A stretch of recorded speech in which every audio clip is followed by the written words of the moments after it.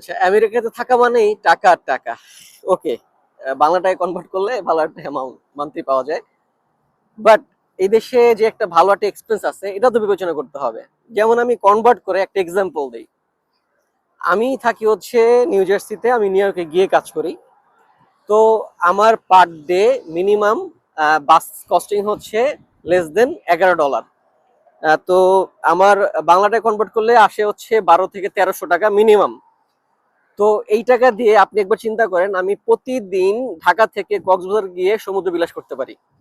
তো এবার বোঝেন একটু এক্সপেন্সের পরিমাণ। আমি যদি দৈনিক ঢাকা থেকে কক্সবাজার গিয়ে অফিসও করি, আমার কি পরিমাণ টাকা যাবে এই 1100 1200 টাকা যদি আপনি একসাথে যোগ করেন।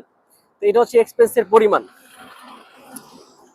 তো যারা হচ্ছে খালি মনে করেন যে ইউএসএ মানেই টাকা, তাদের আসলে এই দেশের সম্পর্কে এক্সপেন্স সম্পর্কে একটা আইডিয়া নেওয়া উচিত।